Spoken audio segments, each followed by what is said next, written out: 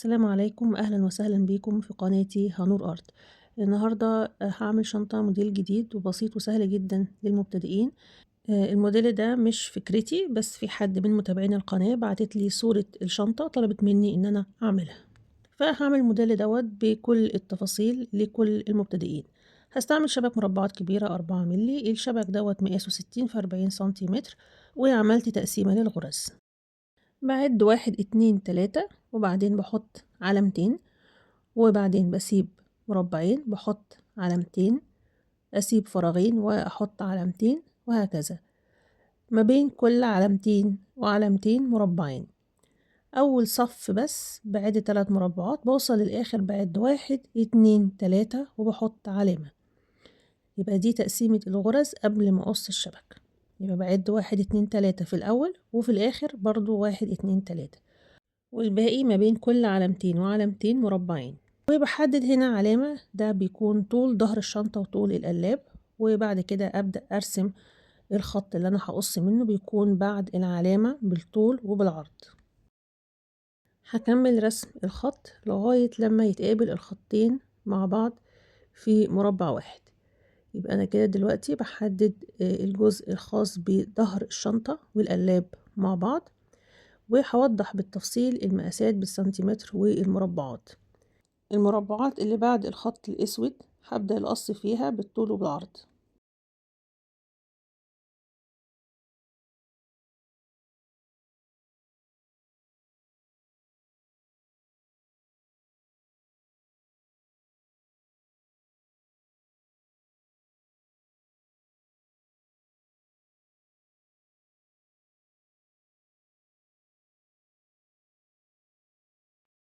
ده كده هيكون شكل القلاب، وده كده هيكون شكل الشنطة. هتقفل بالشكل ده، وهعمل كمان قطعة لقاعدة الشنطة. بعد 7 مربعات، وبقص قطعة طولها قد عرض المستطيل اللي أنا قصيته بالظبط.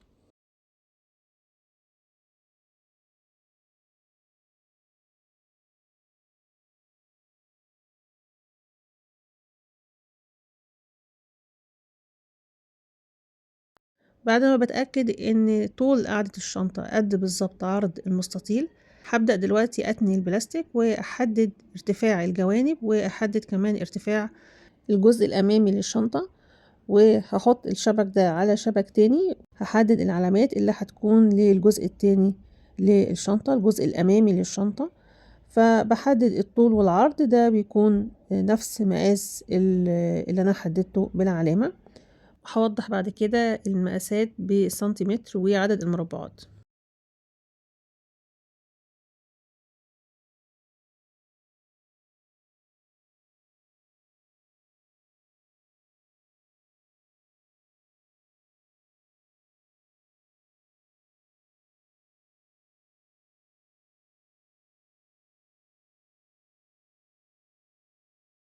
انتهيت من قص قطعتين أساسيتين للشنطة، ظهر الشنطة والجزء الأمامي للشنطة. بتأكد إن المقاسات دي متساوية، وطول قاعدة الشنطة بيساوي عرض المستطيل الطويل وطول المستطيل الصغير. لازم بتأكد من الحاجات دي قبل ما أحدد الجوانب. هبدأ دلوقتي أحدد مقاسات جوانب الشنطة، وبحدد الارتفاع والطول بتاعها. عرضها لازم يكون زي عرض قاعدة الشنطة 7 مربعات بالظبط، وارتفاعها هيكون عند العلامة الزرقاء اللي أنا حددتها في البداية. هقص 2 قد بعض بالظبط، وهوضح لكم كل المقاسات بالتفصيل.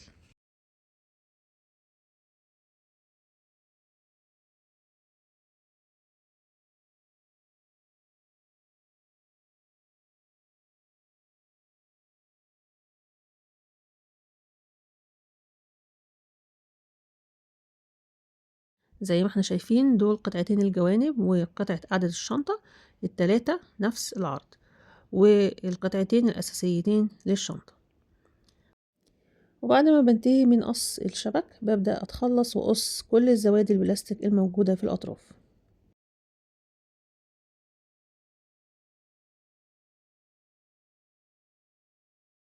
هكمل القص في كل أطراف البلاستيك، وهنشوف دلوقتي المقاسات بالسنتيمتر وعدد المربعات لكل قطعة من القطع اللي أنا قصيتها.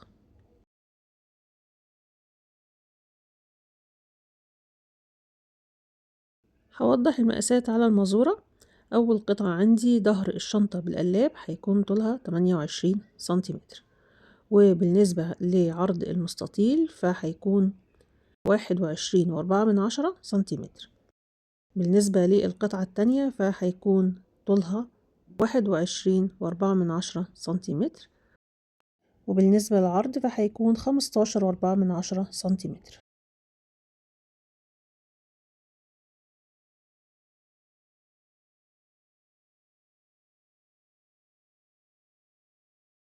طول قاعدة الشنطة هيكون 21.4 سنتيمتر، وبالنسبة لارتفاع الجوانب فهيكون 15.4 سنتيمتر.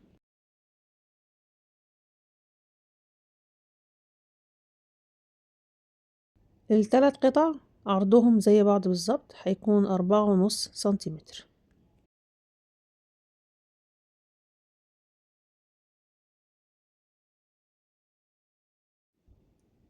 انتهيت من قص البلاستيك وتجهيز القطع.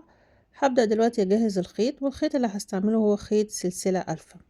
خيط سلسلة ألفا هو خيط زي خيط السلسلة، ولكن هو مليان شوية، أو الفتلة نفسها مليانة شوية، وده الفرق بينها وبين السلسلة العادي. زي ما احنا شايفين تحس السلسلة أخف منها في السمك بحاجة بسيطة جدا، وهما الاتنين على المزورة قد بعض تقريبا. هبدأ دلوقتي يعني أحدد حوالي متر من الخيط، وألسع طرف الخيط وأحدده لغاية لما يكون زي الإبرة، وممكن أستعمل إبرة الكنفة لو أنا مش هعرف أعمل كده.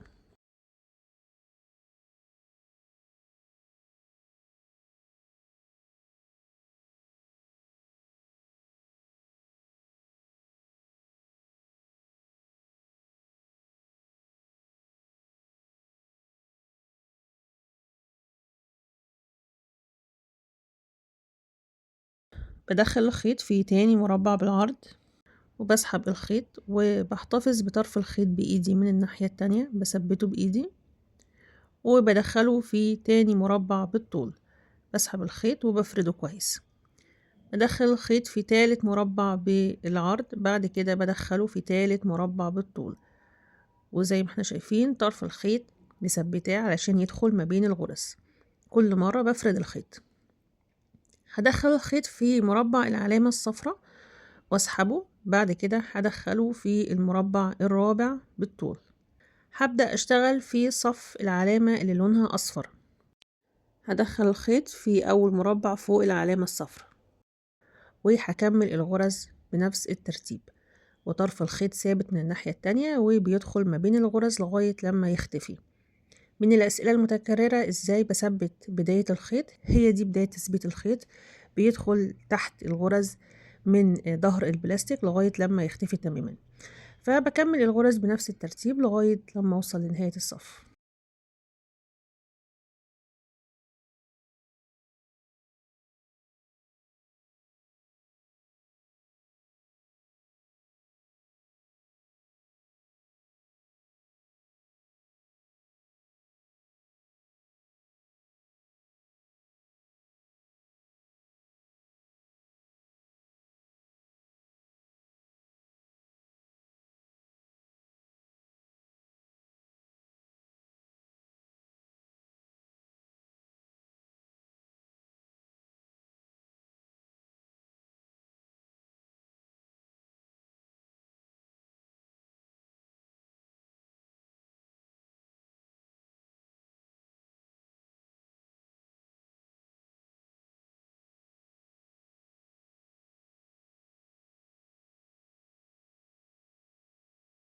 لما بينتهي الخيط بقص الجزء اللي انا حرقته في البداية، وبقص بداية الخيط الجديد، وابدأ دلوقتي الزق الاتنين مع بعض بالولاعة.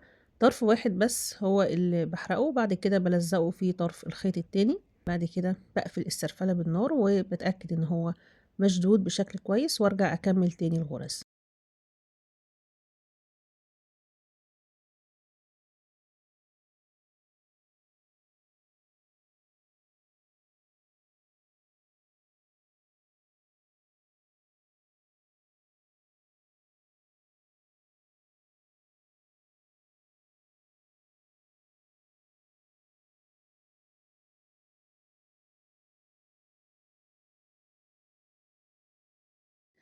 وصلت لنهاية الصف، هقفل صف الغرز زي ما بدأت بالظبط. هسحب الخيط على 3 مربعات، بعد كده على مربعين، واخر مربع بيكون فاضي مش بدخل فيه الخيط.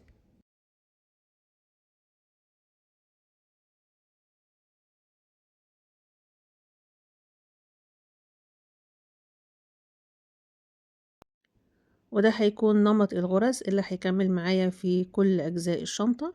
هيكون صف من الغرز على 4 مربعات. الصف اللي بعد كده هيكون مختلف. هدخل طرف الخيط في تاني مربع ينتهي فيه الخيط من هنا، وبعدين بدخله في أول مربع في بداية الصف الجديد. ده هيكون شكل أول غرزة. بسحب الخيط وبفرده وبسيب المربع اللي في النص ده فاضي. هبدأ بقى أكرر الغرز بنفس الترتيب. بدخل الخيط في المربع اللي انتهى فيه الصف الأول، بعد كده بنزل مربع واحد بس واسحبه من المربع ده، وبفرد الخيط كويس وبكمل الغرز بنفس الترتيب، وهنشوف النمط بعد كده.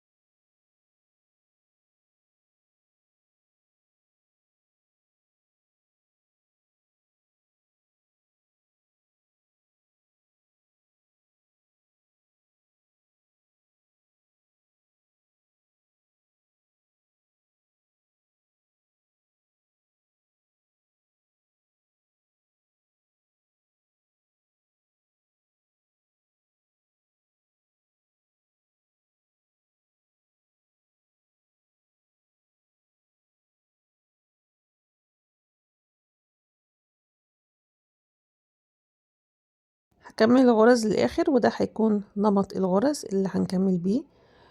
غرزة بسيطة وسهلة. ووصلنا لنهاية الصف. هبدأ أدخل الخيط في مربع العلامة الصفراء، أول علامة موجودة عندي في بداية تقسيم الغرز. هدخل فيها الخيط وأعمل آخر غرزة في الصف. يبقى العلامات دي عملتها علشان نقسم الغرز بنفس الترتيب، يكونوا زي بعض وما يحصلش أي لخبطة بعد كده في ترتيب الغرز.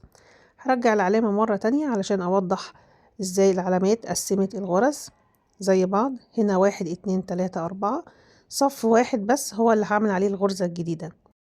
هبدأ أكرر الصف الأول من الغرز بنفس النمط وبنفس الترتيب. بدخل الخيط في تاني مربع بعد العلامة الحمراء، بعد كده بدخله في المربع اللي فوق العلامة الحمراء وبسحب الخيط، وابدأ أكرر أول صف من الغرز.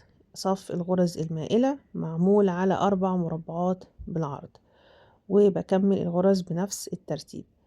الصف ده هتكون بدايته عند العلامة اللي لونها أحمر وهينتهي عند العلامة اللي لونها أحمر. هما لو عدينا المربعات هنلاقي إن هما 4 مربعات بشتغل عليهم الغرز دلوقتي. بعد كده هكمل بنفس الترتيب.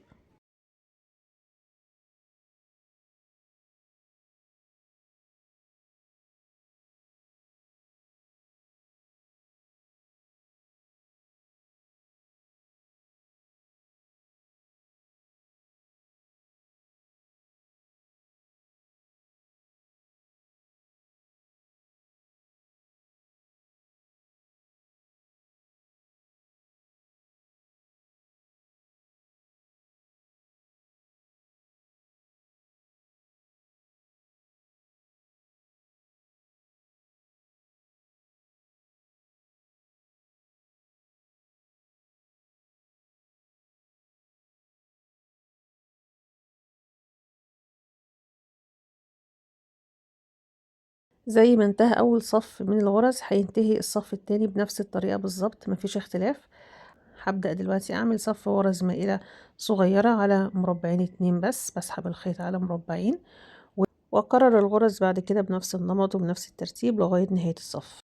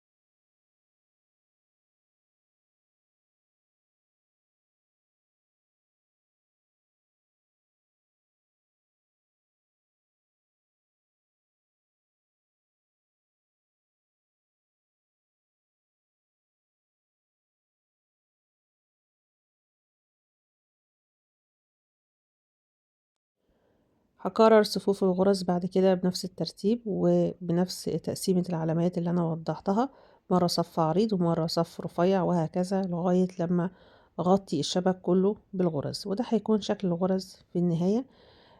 زي ما احنا شايفين يعني تقسيمة العلامات 4 مربعات أول صف، والصف اللي بعديه على مربعين اتنين، بعد كده 4، بعد كده اتنين، وصف العلامة أي علامة أي صف فيها بتشترك فيه الغرز مع بعضها، يبقى صفوف العلامات هي الصفوف اللي بتشترك فيها الغرز مع بعضها. الجزء التاني من الشنطة عملت فيه نفس الغرز بنفس التقسيمة بالظبط، مفيش فرق بينهم، الاتنين نفس بداية ونهاية الغرز ونفس ترتيب الغرز، وده هيكون شكلهم زي بعض بالظبط، مفيش أي فرق.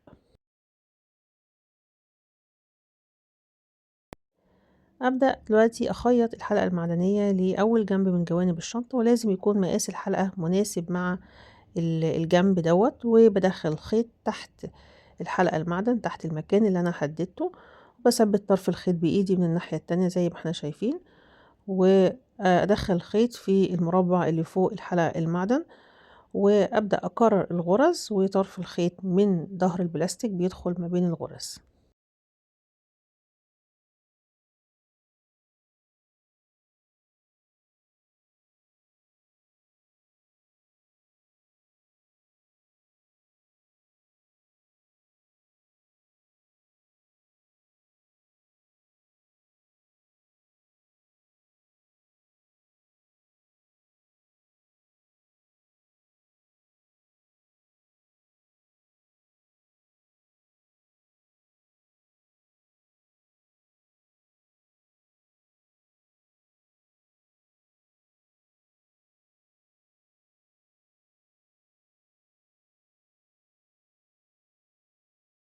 من تاني مربع تحت الجنش بسحب الخيط وبدخله في المربع الموجود في النص بالظبط تحت الخيط في الصف ده، وبسحب الخيط. بعد كده بدخل فيه المربع اللي بعديه من فوق، والمربع اللي بعديه بالطول من هنا، وأبدأ أعمل نفس أول صف من الغرز عملته في الشنطة بالظبط هو، بس بداية الغرز دي بتبدأ في نفس صف مربعات ربط الحلقة المعدنية، وبكمل الغرز بنفس الترتيب لغاية نهاية الصف.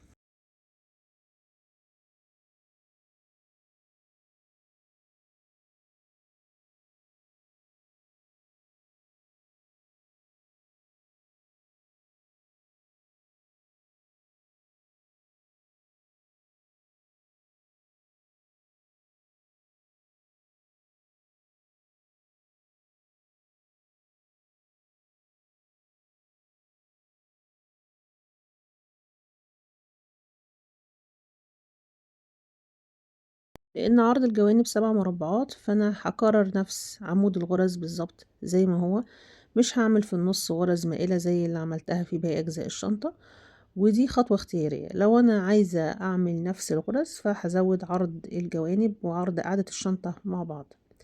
فهنا أنا اكتفيت ب7 مربعات، فهاكرر نفس صف الغرز بنفس الترتيب وبنفس النمط اللي أنا اشتغلت بيه في باقي أجزاء الشنطة.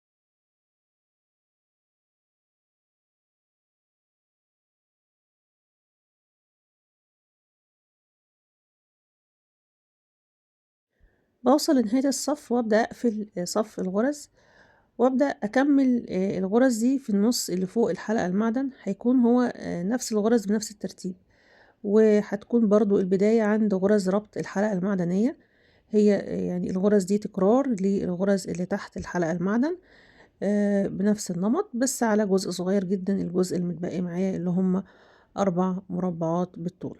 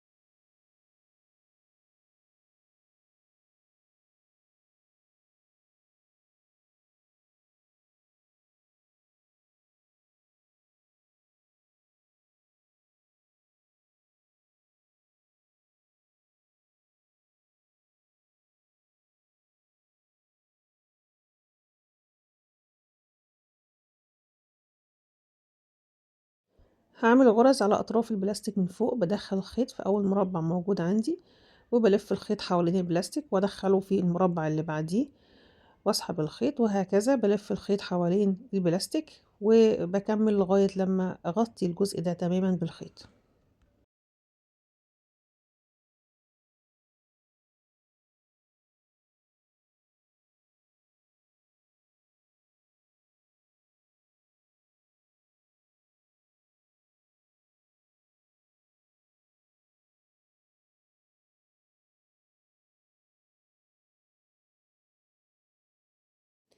عملت الجنب التاني بنفس الغرز، الاتنين زي بعض بالضبط، وقاعدة الشنطة عملت فيها نفس الغرز زيّهم بنفس الترتيب، ال3 قطع كده انتهيت منها.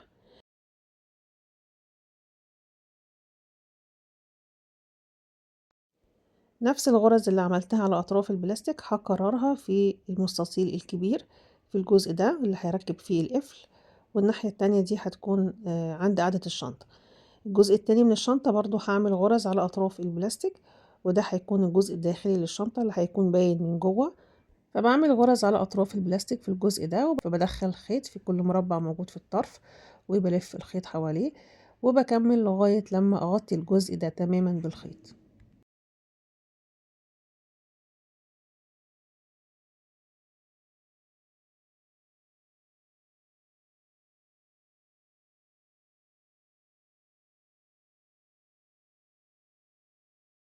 ده هيكون شكل ظهر الشبك من هنا.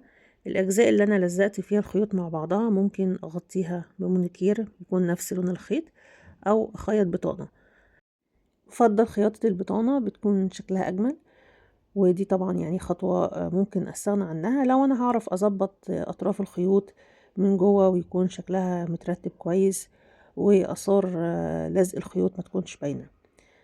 فهجهز دلوقتي قماش البطانة وهحط عليه الشبك وقص بعيد عن الشبك حوالي من 2 ل3 سنتيمتر من كل ناحية.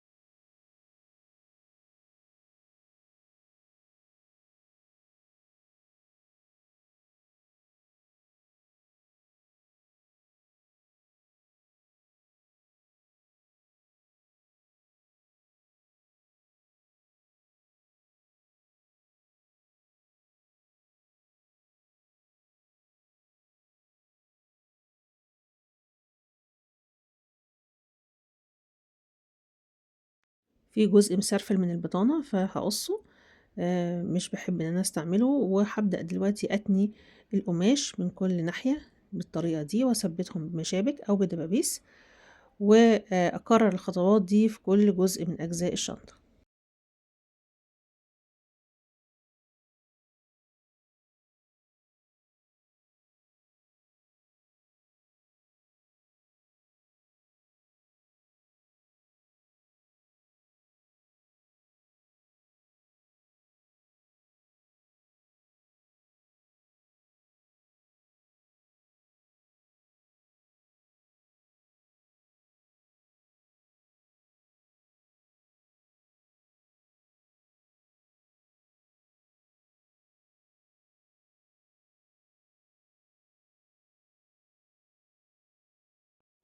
لو في طرف خيط مش هستعمله في الربط فهقصه والزقه تحت البطانة.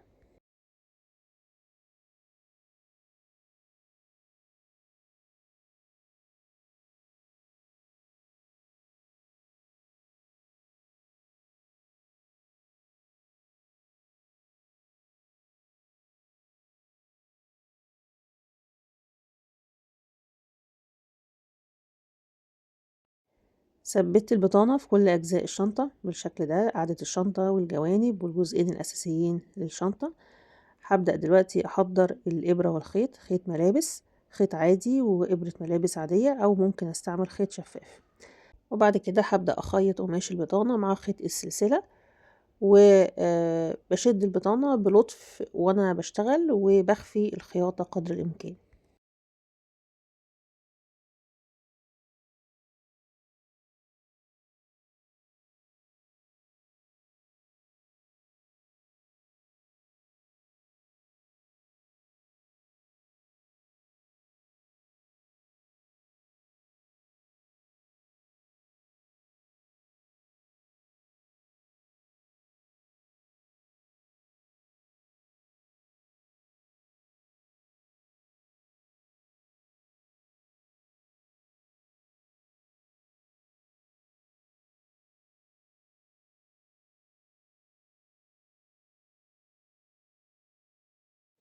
بكمل الخياطة في باقي أجزاء الشنطة بنفس الطريقة، وبسيب الجزء ده اللي عند القلاب جنب القفل بسيبه هنا، مش بخيطه من الناحية دي ومن الناحية التانية علشان لما تنتهي الخيوط هلزق الخيط تحت البطانة. ده هيكون شكل الخياطة، وده هيكون نفس الشكل في باقي أجزاء الشنطة.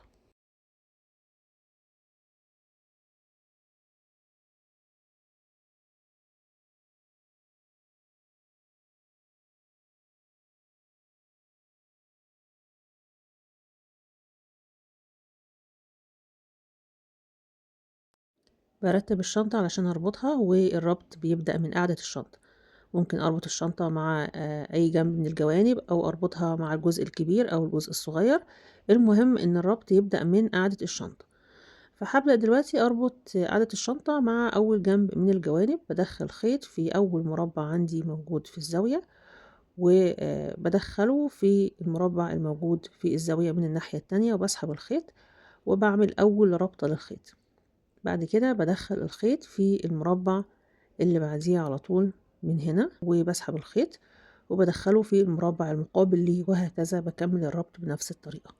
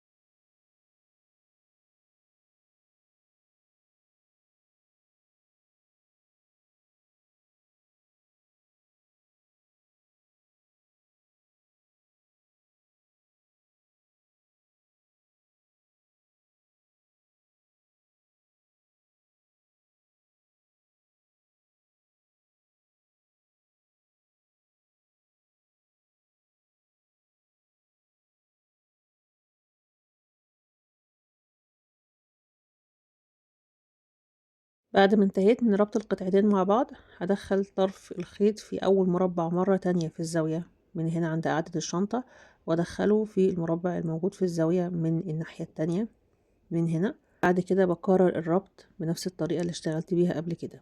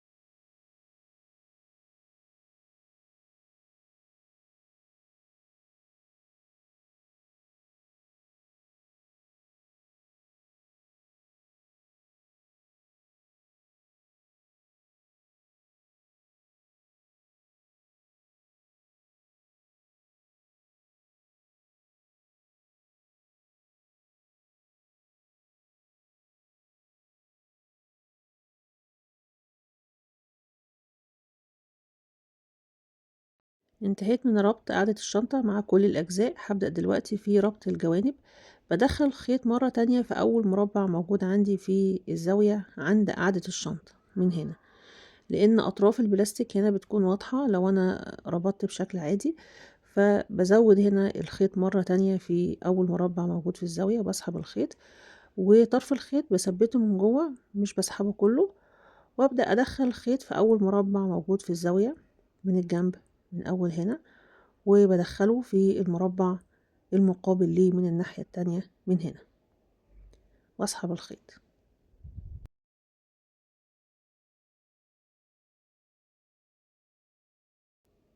هدخل الخيط مرة تانية في أول مربع موجود في الزاوية. لقيت البلاستيك باين فزودت غرزة كمان. وبعد ما انتهيت من تغطية الزاوية دي بالخيط، هبدأ ربط الجوانب زي ما ربطت باقي أجزاء الشنطة مع بعضها بنفس الطريقة. بدخل الخيط في أول مربع، بعد كده بسحبه وبدخله في المربع المقابل ليه، وبكرر الربط بنفس الترتيب، وطرف الخيط ده بيدخل ما بين الغرز.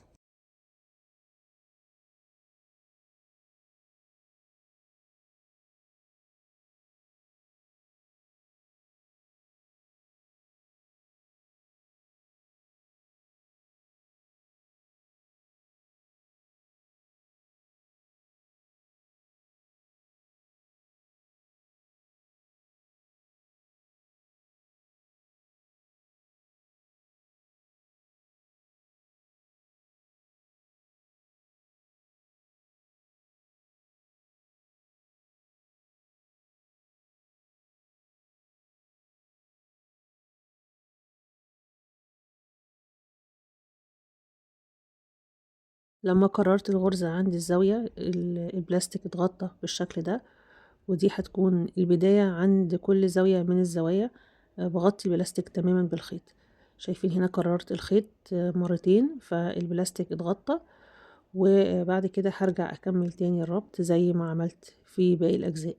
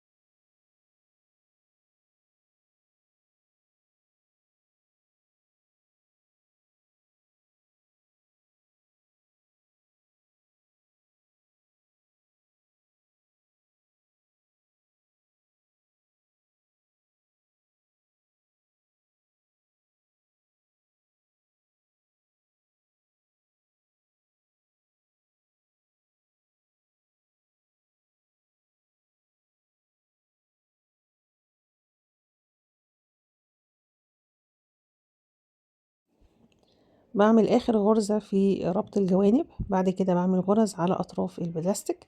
بدخل خيط في المربع الموجود في الطرف وبلف الخيط حواليه، وهكذا بكمل لغاية لما اغطي الجزء ده تماما بالخيط.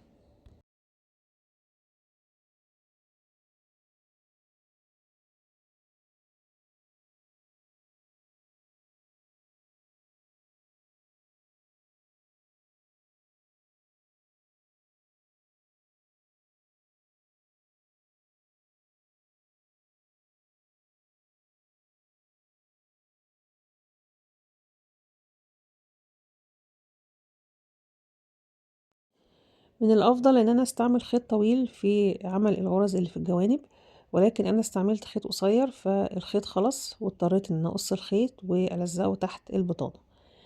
كان في هنا غرز في اطراف البلاستيك لسه ما انتهتش، فقبل ما اقص الخيط لقيت البلاستيك لسه باين، فهدخل الخيط في كل مربع موجود في الزاوية علشان اغطي البلاستيك كويس بالخيط، مرة في المربع ده اللي في الزاوية ومرة في المربع اللي في الزاوية من الناحية التانية. بعد كده هقص الخيط. بعد ما هقص الخيط هلزقه برضو من جوه، هلزقه بس يعني خلي بالي هنا ان انا ما اقربش من البطانة وما بوظش البطانة، فحاجة بسيطة كده ولسعة خفيفة بالنار وادخله جوه في الزاوية هنا من الجنب. الخيط اللي انا قصيته هكمل بيه الغرز اللي لسه ما اكتملتش، بس هبدأ من اول مربع فوق من عند الزاوية. في المربع ده هدخل الخيط من هنا واسحب.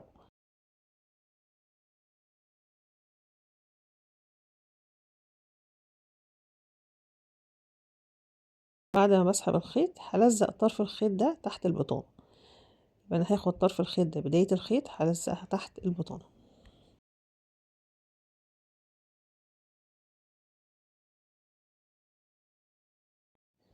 هدخل الخيط مرة تانية في اول مربع موجود في الزاوية بلطف، بعد كده هعمل غرز على اطراف البلاستيك زي اللي عملتها قبل كده واكمل الغرز.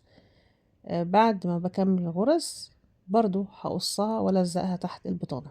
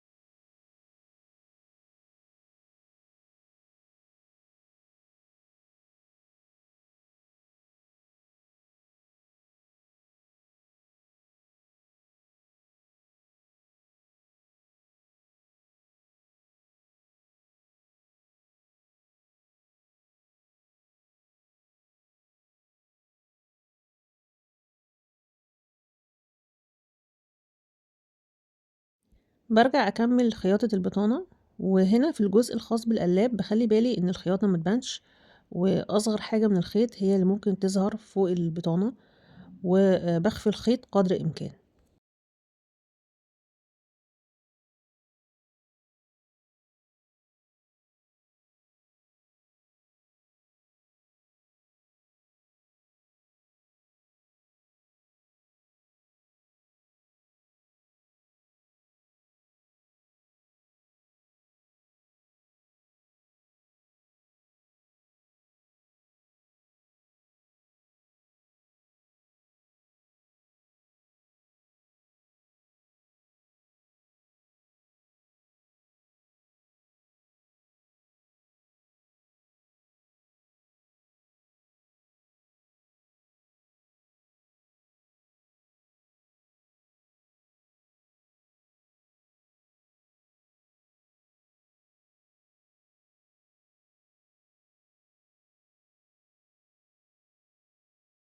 لمّا لزّقت أطراف الخيوط ما كانتش مشدودة بشكل كويس، فخيّطتها علشان أشد الخيط كويس، ومن الناحية التانية ما يكونش باين إن الخيط مريّح.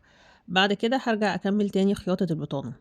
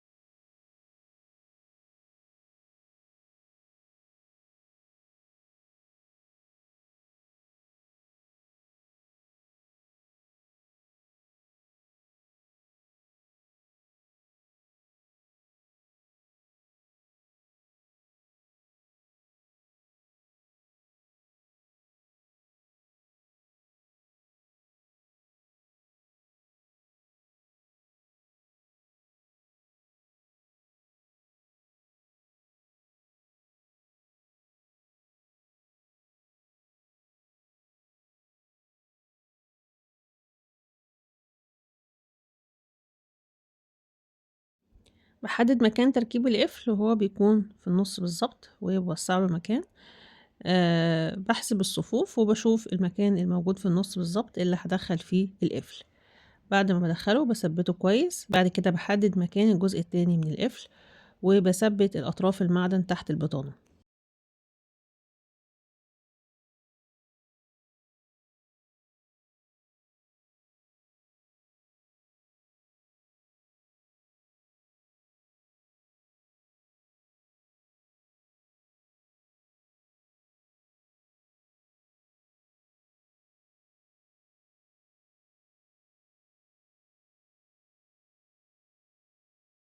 هاعمل إيد كروشيه للشنطة.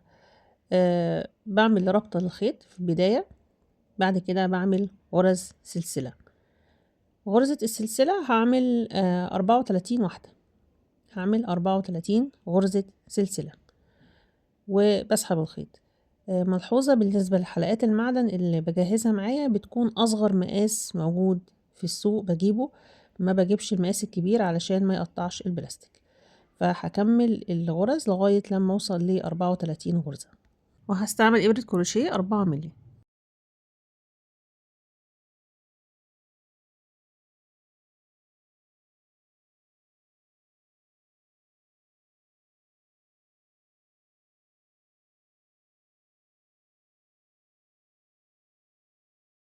بعد ما وصلت لآخر غرزة بادخّل الإبرة في الغرزة اللي قبلها واسحب الخيط واعمل أول غرزة حشو في الصف، وباكرر غرز الحشو لغاية لمّا أوصل لنهاية الصف.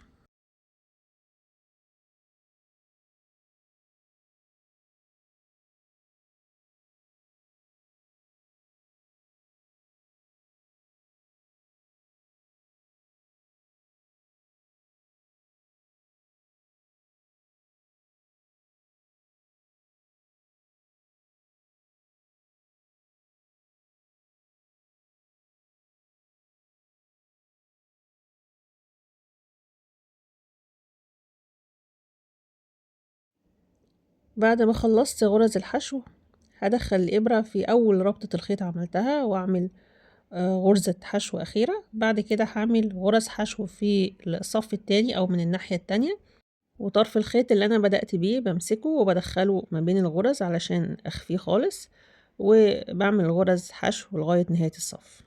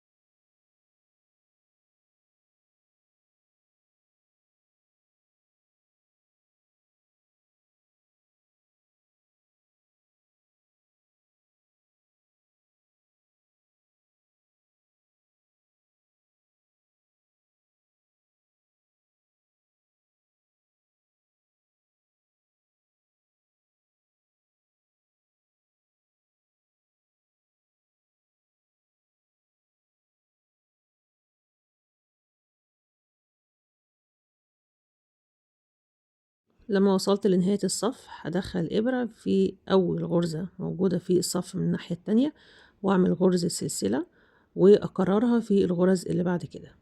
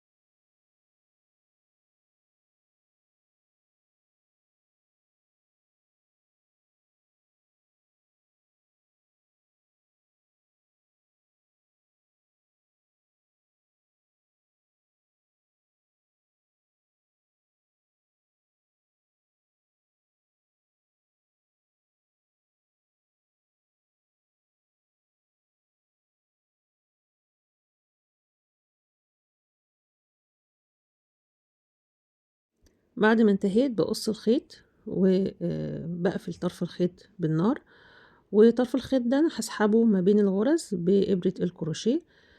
هسحبه جوه لغاية لما اخفيه تماما.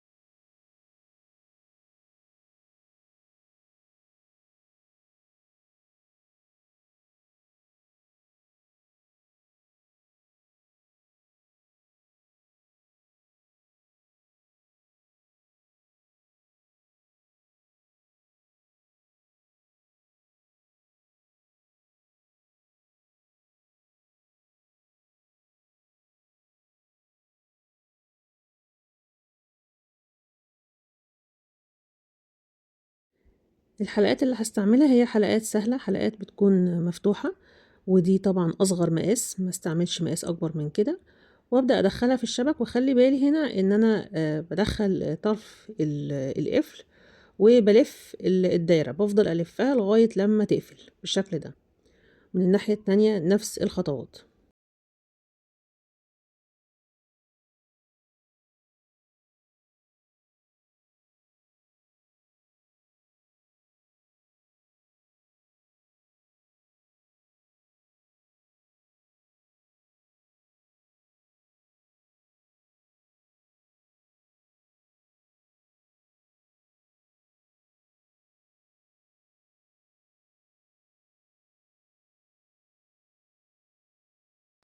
بخلي فتحة القفل من فوق من هنا بالشكل ده، بتكون الدايرة مفتوحة، وبجيب الحزام الكروشيه وبدخلها في الأطراف المعدن بتاعة القفل وبثبتها.